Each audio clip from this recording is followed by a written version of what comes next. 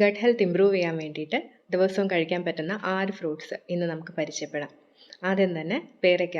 പേരയ്ക്ക എന്ന് പറയുന്നത് വൈറ്റമിൻ സി റിച്ച് ആയിട്ടുള്ള ഒരു ഫ്രൂട്ടാണ്. അതോടൊപ്പം തന്നെ നമ്മൾ ഡയബറ്റീസ് ഉള്ള പേഷ്യൻസിനും റെക്കമെൻഡ് ചെയ്യുന്ന ഒരു നല്ലൊരു ഫ്രൂട്ട് കൂടിയാണ് പേരയ്ക്ക.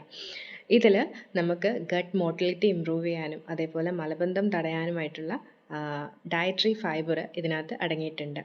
രണ്ടാമതായിട്ട് പറയുകയാണെങ്കിൽ ആപ്പിളിനകത്ത് അടങ്ങിയിരിക്കുന്ന പെക്റ്റിൻ അതൊരു സോളുബിൾ ഫൈബറാണ്. അതോടൊപ്പം തന്നെ ഇത് പ്രീബയോട്ടിക് ആയിട്ടും വർക്ക് ചെയ്യുന്നു.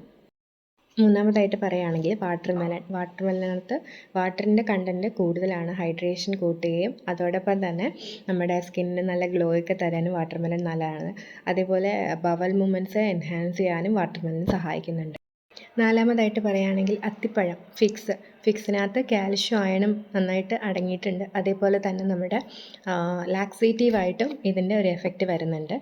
അടുത്തതായിട്ട് പറയുകയാണെങ്കിൽ പപ്പായക്കകത്ത് നമുക്കറിയാം പെപ്പൈൻ എന്ന് പറയുന്ന ഒരു എൻസൈം ഉണ്ട്. അതേപോലെ എയും സിയും വൈറ്റമിൻസ് ഉണ്ട്. ഇത് ഈസിലി ഡൈജസ്റ്റബിൾ ആണ്. അതേപോലെ ആൻറ്റി ബ്ലോട്ടിംഗ് എഫക്റ്റ് തരുന്ന ഒരു ഫ്രൂട്ടാണ്. ആൻഡ് ലാസ്റ്റ് ഇപ്പോൾ ട്രെൻഡിങ് ആയിക്കൊണ്ടിരിക്കുന്ന dragon fruit. Actually it is a prebiotic. നമുക്ക് വൈറ്റമിൻ എയും സിയും അടങ്ങിയിട്ടുണ്ട്. അതേപോലെ നല്ലൊരു മൈക്രോബയോം ബാലൻസ് നമ്മുടെ ബോഡിയിൽ ഉണ്ടാവാൻ ഡ്രാഗൺ ഫ്രൂട്ട് ഹെൽപ്പ് ആവുന്നുണ്ട്.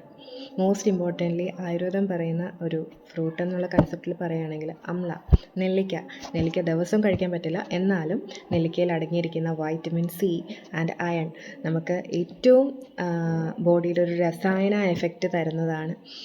ഇത് ഡെയിലി കഴിച്ചില്ലെങ്കിലും 2 days കൂടുമ്പോഴാണെങ്കിലും ഓരോ നെല്ലിക്ക വീതം കഴിക്കുന്നത് ഡയബറ്റീസിന് നല്ലതായിരിക്കും. Thank you.